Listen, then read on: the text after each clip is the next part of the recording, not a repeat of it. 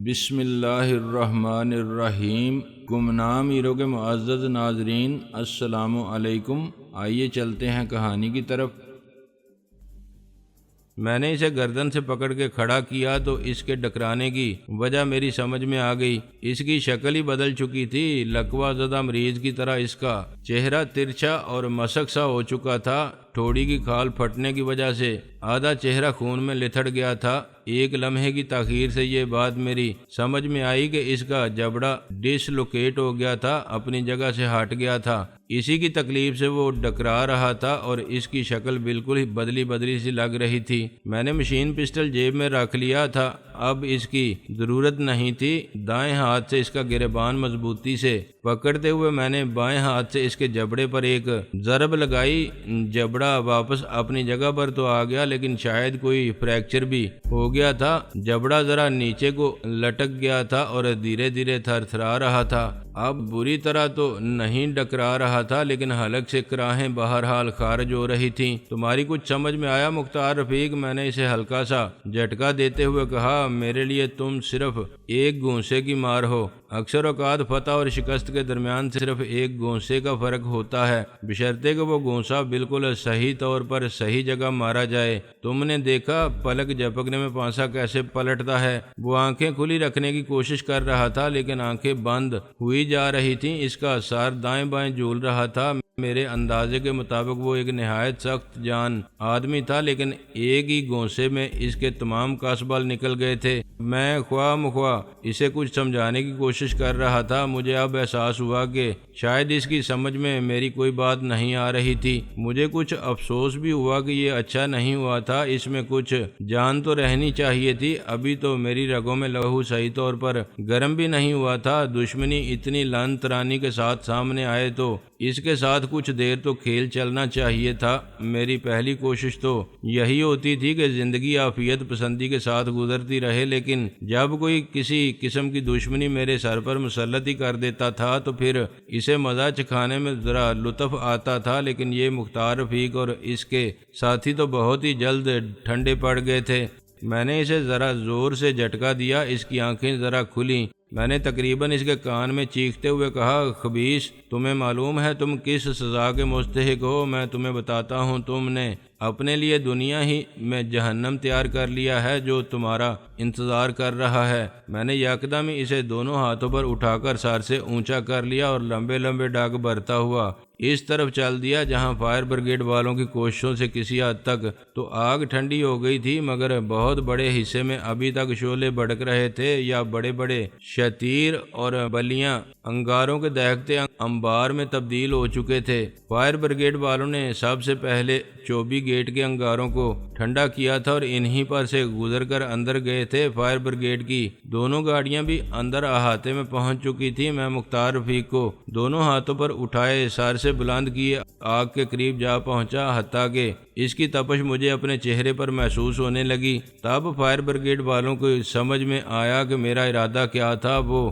اپنے پائپ وغیرہ چھوڑ کر دوڑے آئے اور میری راہ میں دیوار بن گئے۔ ہیلمٹ والے ایک نوجوان نے متوحش لہجے میں کہا، سر یہ آپ کیا کر رہے ہیں؟ یہ آگ اس مردود کی بھڑکائی ہوئی ہے جس کی وجہ سے لاکھوں کا نقصان ہوا۔ بہت سے بے زبان جانور زندہ جل کر مر گئے۔ 50 لوگوں کو پریشانی اٹھانی پڑی، جن میں تم بھی شامل ہو۔ محض اپنی انا کی تسکین اور اپنی طاقت کے اظہار کے لیے اس نے یہ آگ لگوائی ہے۔ میں چاہتا ہوں یہ اسی دنیا میں اس کا مزہ چکھ لے، اسے معلوم ہو جائے کہ اپنے آپ کو بہت بڑا بدماش سمجھنا اور بدماشی کی طاقت پر گمانڈ کرنا کتنی بڑی حماقت ہے۔ تم لوگ میرے راستے سے ہٹ جاؤ۔ نہیں سر، ہم آپ کو اپنی آنکھوں کے سامنے یہ نہیں کرنے دیں گے۔ ہیلمٹ کے نیچے تمتماتے ہوئے چہرے والا نوجوان بولا۔ ان لوگوں کا انداز فیصلہ کن تھا۔ وہ مضبوطی سے ایک دوسرے کے ہاتھ میں ہاتھ پھنسا کر کھڑے ہو گئے تھے، بہت ہی باضمیر معلوم ہوتے تھے۔ ایک ادھیڑ عمر اور سنجیدہ صورت فائر مین بولا، حضور اگر آپ اسے سزا دینا ہی چاہتے ہیں تو قانونی طریقے سے دیں، اسے پولیس کے حوالے کر دیں، رپورٹ درج کرائیں۔ میں نے کہکہا لگایا۔ غیر ارادی طور پر اس کہکہے میں زہریلا پن اور وحشت جھلک آئی۔ میں نے کہا، آپ کے کہنے پر میں اسے ویسے ہی چھوڑ دیتا ہوں۔ آپ اسے خواہ مخواہ گھما پھرا کر بہت سے لوگوں کا وقت اور روپیہ ضائع کروا کے کیوں چھڑوانا چاہتے ہیں؟ اس قسم کے لوگوں کے معاملے میں اگر ہمارا قانون، ہمارا نظام مؤثر ہوتا تو ان لوگوں کی تعداد اور ان کی طاقت دن بدن بڑھتی نہ چلی جاتی۔ ہمارے قوانین اور ہمارے نظام نے شریف کو کمزور اور بزدل اور بدمعاش کو منظم اور طاقتور بنایا ہے۔ مجھے ایسے بے وقوفانہ مشورے مت دیں۔ میرا اصول ہے اس ہاتھ دے اس ہاتھ لے۔ اس سے پہلے کہ فائر مین کوئی جواب دیتا، کسی نے مجھے پیچھے سے پکڑ کر زور سے کھینچنے کی کوشش کی۔ میرا توازن ذرا خراب ہو گیا۔ شاید مختار رفیق میری گرفت سے نکل کر گر جاتا، لیکن میں سنبھل گیا۔ میں کافی دیر سے اس وزنی لاش جیسے بوجھ کو سر سے اونچا کیے کھڑا تھا۔ میں نے گردن ذرا موڑ کر دیکھا، وہ شمیم تھی۔ اس کے چہرے پر وحشت تھی، آنکھیں پھٹی پھٹی سی تھیں۔ وہ ایک بار پھر مجھے پیچھے کھینچنے کی کوشش کرتے ہوئے بولی، تمہارا دماغ تو خراب نہیں ہو گیا؟ یہ کیا کرنے لگے ہو؟ پھر اس نے میرے کان میں سرگوشی کی، یہاں اتنے لوگوں کے سامنے تم یہ حرکت کر کے کیا پکا ثبوت تیار کرنا چاہتے ہو؟ اس سے تو بہتر ہے ویسے ہی پوسٹر چھپوا کر شہر میں چسپاں کروا دو کہ مختار رفیق کو تم نے قتل کیا ہے۔ اگر تم لوگوں کا اصرار یہی ہے تو میں اس کی جان بخشی کر دیتا ہوں، میں نے مختار کو زمین پر کھڑا کرتے ہوئے کہا، ورنہ میری عدالت نے تو جائے واردات پر ہی اس کے جرم کی سزا سنا دی تھی۔ حقیقت یہ تھی کہ میرا ان سب کے سامنے مختار کو آگ میں پھینکنے کا کوئی ارادہ نہیں تھا۔ میں تو اسے صرف ایک نفسیاتی جھٹکا دینا چاہتا تھا۔ میں اپنے مقصد میں کامیاب رہا تھا۔ مختار کے حواس معطل تھے، لیکن اس کی آنکھوں کی وحشت بتا رہی تھی کہ جو جھٹکا میں اسے دینا چاہتا تھا وہ اسے پہنچ چکا تھا۔ اسے یقین ہو چکا تھا کہ اگر فائر بریگیڈ والوں اور شمیم نے مجھے نہ روکا ہوتا تو میں نے ضرور اسے آگ میں پھینک دیا ہوتا، جس کی تپش اتنی دور سے بھی ہمیں جھلسائے دے رہی تھی۔ مجھے امید تھی کہ اس جھٹکے کے بعد اس کی طاقت تو سلب ہو چکی تھی، لیکن میری بات وہ اچھی طرح سمجھ سکتا تھا۔ دیکھا تم نے؟ میں نے اسے بالوں سے پکڑ کر ہلکا سا جھٹکا دیتے ہوئے کہا، جس شمیم کو تم فنا کر دینے پر تلے ہوئے ہو، اسی کی وجہ سے آج تمہاری جان بچی ہے۔ اس نے کوئی جواب نہ دیا، وہ جواب دینے کے قابل نہیں تھا۔ اس کا جبڑا اب بھی ہولے ہولے تھر تھرا رہا تھا۔ وہ محض آنکھیں پٹ پٹا کر رہ گیا۔ میں اسے گریبان سے پکڑ کر تقریباً کھینچتا ہوا واپس لے آیا۔ استاد نور محمد نے اس کے چاروں آدمیوں کو پاس پاس زمین پر اکڑوں بٹھایا ہوا تھا اور خود ابھی تک سب مشین گن سنبھالے کھڑا تھا۔ استبل کے دونوں مسلح محافظ بھی درختوں کے عقب سے نکل آئے تھے۔ انہوں نے بھی ان لوگوں پر رائفلیں تانی ہوئی تھیں۔ صاحب کیا آگ ان لوگوں نے لگایا تھا؟ ایک محافظ نے رائفل سے ان کی طرف اشارہ کرتے ہوئے پوچھا۔ یہ تو شاید نہیں، لیکن انہی کے دوسرے بھائی بند ہوں گے۔ میں نے کہا، مگر اصل میں حکم دینے والا اور فساد کی جڑ یہ شخص ہے۔ میں نے مختار کو آگے کر دیا۔ صاحب آپ ایک طرف ہو جائیں، محافظ رائفل سیدھی کرتے ہوئے بولا۔ کیوں، تمہارا کیا ارادہ ہے؟ میں نے مسکراتے ہوئے پوچھا۔ ہم اس کو گولی مار دے گی، اس نے فیصلہ کن لہجے میں جواب دیا۔ لیکن تمہاری مالکن نے اسے معاف کر دیا ہے، میں نے اس کی رائفل کی نال پر ہاتھ رکھ کر اسے نیچا کرتے ہوئے کہا۔ محافظ نے سوالیہ نظروں سے شمیم کی طرف دیکھا۔ وہ ہاتھ ہلاتے ہوئے تھکے تھکے لہجے میں بولی، جھگڑا ختم کرو نایاب گل، ان لوگوں کو جانے دو۔ مجھے ان کی صورتیں دیکھ کر وحشت ہو رہی ہے۔ میرا بہت دل گھبرا رہا ہے۔ جو کچھ ہو چکا ہے اس کی تلافی تو اب نہیں ہو سکتی۔ اب جھگڑے کو پھیلانے سے کیا حاصل؟ اس طرح تو یہ سلسلہ کبھی ختم نہیں ہوگا۔ ہم ان کے آدمی ماریں گے، پھر یہ ہمارے آدمی ماریں گے، پھر ہم ان کے آدمی ماریں گے۔ یہ سلسلہ کب تک چلے گا؟ کسی ایک کو تو اپنا ہاتھ روکنا ہی پڑے گا۔ ان کے ساتھ جتنی ہو گئی ہے وہی کافی ہے۔ استاد نور محمد بولا۔ بیگم صاحب ٹھیک کہہ رہی ہیں نایاب گل، ٹھیک ہے، آپ مرضی کا مالک ہے۔ صاحب نایاب گل کے چہرے پر برہمی کے آثار تھے۔ اس نے پشتو میں اپنے ساتھی محافظ سے بات شروع کر دی۔ تھوڑی بہت پشتو میری سمجھ میں آتی تھی۔ وہ جو کہہ رہا تھا اس کا مفہوم یہ تھا کہ سانپ جب لاٹھی کے نیچے آیا ہوا ہو تو اسے چھوڑنا نہیں چاہیے، اس کا سر کچل ڈالنا چاہیے۔ وہ اگر ڈھیلا پڑ گیا ہو تو یہ نہیں سمجھنا چاہیے کہ اب وہ اپنی فطرت سے باز آ جائے گا۔ وہ جو ہی سنبھلے گا پلٹ کر ضرور ڈنک پھانک مارے گا۔ میں اس ان پڑھ سے آدمی کی اس دانشورانہ بات سے متفق تھا، لیکن مصلحتوں کے تحت میں نے اپنی ذاتی عدالت انصاف کا فیصلہ مؤخر کر دیا تھا۔ مختار رفیق بالکل خاموش کھڑا تھا۔ میں نے اس کے ٹخنے پر ہلکی سی ٹھوکر رسید کرتے ہوئے کہا، جاؤ اب اپنے ان کاٹ کے الوؤں کو لے کر یہاں سے بھاگ جاؤ۔ یہ جو تمہارا ایک الو زخمی ہونے سے بچ گیا ہے یہ گاڑی چلا لے گا۔ تمہارا اسلحہ ضبط کیا جا رہا ہے۔ میں نے اس کی جیبوں سے بھی دونوں پستول نکال لیے۔ یہ تمام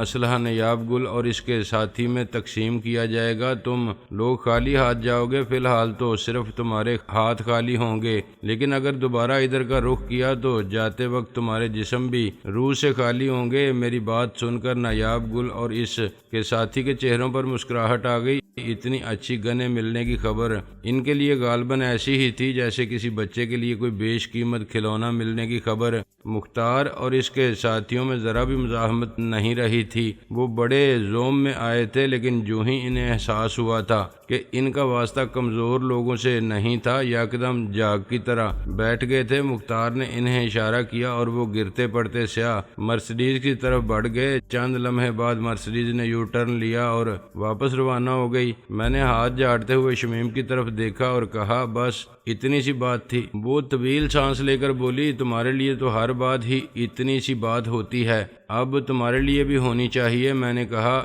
کیا اب بھی تمہارے دل سے مختار رفیق کا خوف نہیں نکلا؟ اس کی اتنی درگت بنتے دیکھ کر بھی تم نے اس سے ڈرنا نہیں چھوڑا۔ آج دوپہر اس کی تھوڑی سی درگت بنی تھی تو اس کا نتیجہ یہ نکلا ہے۔ شمیم نے آتش زدہ استبل کی طرف اشارہ کرتے ہوئے کہا، اب اس کی زیادہ درگت بنی ہے تو نہ جانے کیا نتیجہ نکلے۔ اس نے گہری سانس لے کر مسکرانے کی کوشش کی، لیکن خیر میں شکایتاً نہیں کہہ رہی۔ ظاہر ہے تم ہماری ہی وجہ سے اس معاملے میں الجھے ہو اور اتنی زحمت اٹھا رہے ہو، بلکہ میری کوشش تو اب یہ ہے کہ اس کی توجہ تمہاری طرف سے ہٹ جائے اور اس کی دشمنی کا رخ میری طرف ہو جائے۔ میں نے کہا، پھر میں زیادہ آسانی سے اس سے نمٹ لوں گا۔ دفعتاً میں راجو کی طرف دیکھتے ہوئے چونک پڑا۔ اس کی آنکھوں سے دو آنسو اس کے رخساروں پر پھسل آئے تھے اور ایک ٹوک آگ کی طرف دیکھ رہا تھا جو فائر بریگیڈ والوں کی کوششوں سے اب مدھم پڑنے لگی تھی۔ ایک اور وجہ یہ بھی تھی کہ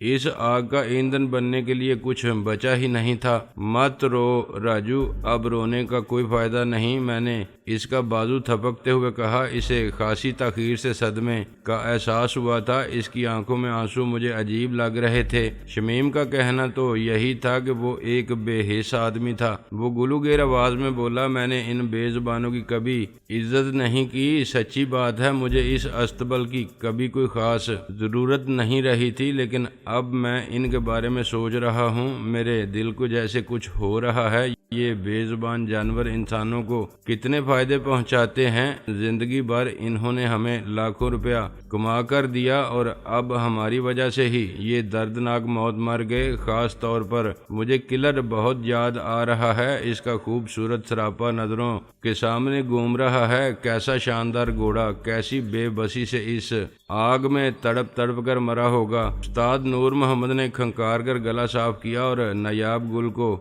راجو وغیرہ کو سنبھالنے کا اشارہ کرتے ہوئے بولا، آپ لوگ ذرا میرے ساتھ آنا پسند کریں گے؟ انہوں نے ہم سب کو ہی مخاطب کیا۔ کہاں؟ شمیم نے پوچھا۔ آپ آئیں تو صحیح، ان کے لہجے میں اصرار تھا۔ گاڑی میں ہی چلتے ہیں، اس وقت پیدل چلنا شاید آپ کو گراں گزرے۔ میں، استاد، شمیم اور راجو میری ہی گاڑی میں بیٹھ کر اس کی رہنمائی میں وہاں سے روانہ ہوئے۔ آتش زدہ استبل کے گرد بڑا سا چکر کاٹ کر ہم ایک میدان سے گزرے جس میں کہیں کہیں پانی کھڑا تھا۔ پھر ہم ایک متروک کھیت سے گزرے جس میں جھاڑ جھنکاڑ پھیلا ہوا تھا۔ میرا اندازہ تھا استاد ہمیں استبل کے عقب میں کچھ فاصلے پر واقع کچی بستی میں لے جا رہے تھے۔ راجو کا ذہن بدستور کلر کے صدمے میں الجھا ہوا تھا۔ وہ بڑبڑانے کے سے انداز میں بولا، اس خبیث مردود مختار نے یہ درندگی دکھانے کے لیے دن بھی تو کیا چن کر منتخب کیا۔ کل شام اسے سالانہ ریس میں حصہ لینا تھا۔ سالانہ ریس میں بہت بھاری مجمع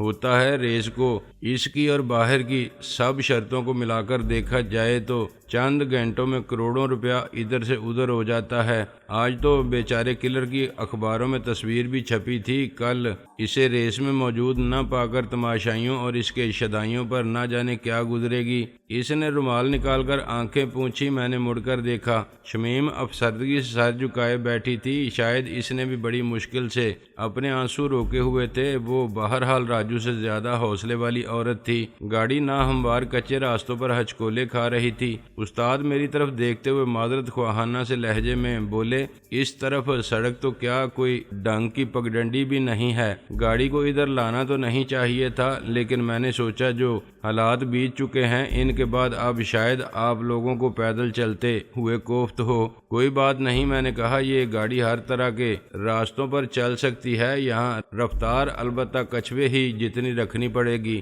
پھر میں نے ایک نظر راجو اور شمیم کی طرف دیکھا۔ کل کلر کے نہ ہونے سے سالانہ ریس تو میرا خیال ہے تہ و بالا ہو جائے گی۔ مالی لحاظ صرف یہ فرق پڑے گا کہ دولت کا بہاؤ ہمارے بجائے مجموعی طور پر مختار کی طرف ہو جائے گا۔ راجو رومال سے ناک رگڑتے ہوئے بولا، اس کے بھی دو گھوڑے بہت اچھے ہیں، سلور بلٹ اور بلیو برڈ۔ کلر کے فوراً بعد انہی کی پوزیشن ہے، کلر کی وجہ سے وہ ابھر نہیں پاتے تھے، اب ان کا راستہ صاف ہو گیا ہے۔ ریس کورس میں لگنے والے 99% شرطوں کا رخ ان کی طرف ہو جائے گا۔ کلر کے جیتنے پر صرف معمولی پرسنٹیج مختار کے اکاؤنٹ میں جاتی تھی۔ سلور بلٹ اور بلیو برڈ جتنا کمائیں گے وہ سارا کا سارا اس کا حصہ ہوگا، دوسرے گھوڑوں کی پرسنٹیج اس کی علاوہ ہوگی۔ راتوں رات اسے لاکھوں کا فائدہ ہو جائے گا اور ہماری پوزیشن اس صنعت کار کی سی ہو جائے گی جس کی انڈسٹری آگ کی نظر ہو گئی ہو، بلکہ انڈسٹری کے عوض تو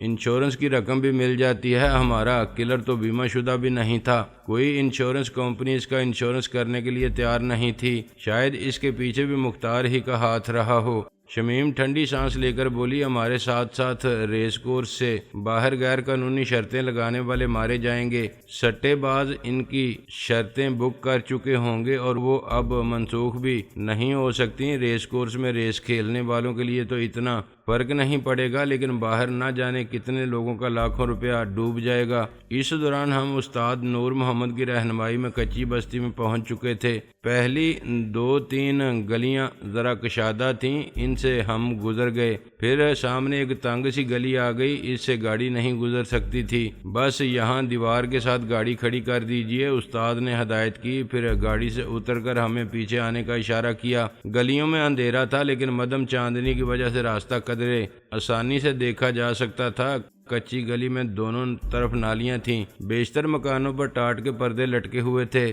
استاد، آپ ہمیں کہاں لے جا رہے ہیں؟ شمیم منمنائی۔ میں لے جا رہا ہوں تو کسی اچھی جگہ ہی لے جا رہا ہوں گا، استاد نے جواب دیا۔ گلی مختصر ہی تھی، چند قدم چل کر ہم اس کے اختتام تک پہنچ گئے۔ وہاں دوسرے مکانوں سے ذرا ہٹ کر ایک مکان نظر آ رہا تھا، اس کی چار دیواری نیم پختہ اور خاصی اونچی تھی، اس کے دروازے پر ٹاٹ کا پردہ نہیں تھا، دروازہ بھی خاصا اونچا، مضبوط اور نیا تھا، اس کی کنڈی میں ایک بڑا موٹا سا تالا لٹکا ہوا تھا۔ استاد نے جیب سے چابی نکال کر تالا کھولا اور ہم ان کی رہنمائی میں اندر پہنچے۔ مکان کی چار دیواری نے خاصی بڑی جگہ گھیری ہوئی تھی، لیکن اس میں کمرہ ایک ہی تھا، وہ پختہ اینٹوں کا بنا ہوا کمرہ تھا جس کی دیواروں میں پرانی طرز کی سیدھی سادی کھڑکیاں نظر آ رہی تھیں، ان میں لوہے کی موٹی موٹی سلاخیں لگی ہوئی تھیں۔ کھڑکیاں کھلی ہی تھیں، لیکن کمرے میں تاریکی تھی، اس لیے کچھ دکھائی نہیں دے رہا تھا۔ کمرے کے دروازے پر بھی تالا تھا۔ استاد نے وہ دروازہ بھی کھولا اور دیا سلائی جلائی، لیکن میں دیا سلائی جلنے سے پہلے ہی دیکھ چکا تھا کہ وہاں کیا تھا۔ دیا سلائی جلنے کی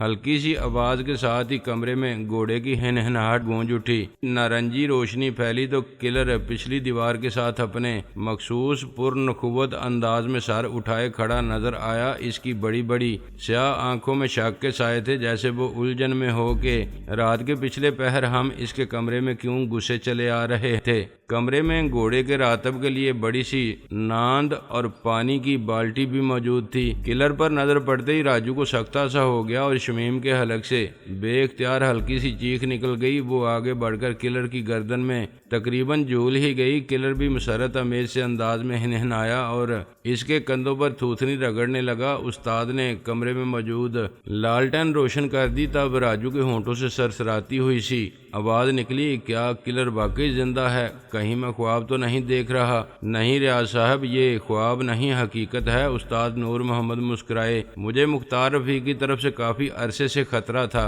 میں محسوس کر رہا تھا کہ کلر کی زندگی خطرے میں ہے۔ کچھ عرصے پہلے ہی میں نے یہ مکان صرف 100 روپے مہینہ پر اس بستی میں کرائے پر لیا تھا۔ رات گئے میں چپکے سے کلر کو استبل کے پچھلے دروازے سے نکال کر یہاں لا کر باندھ دیتا تھا۔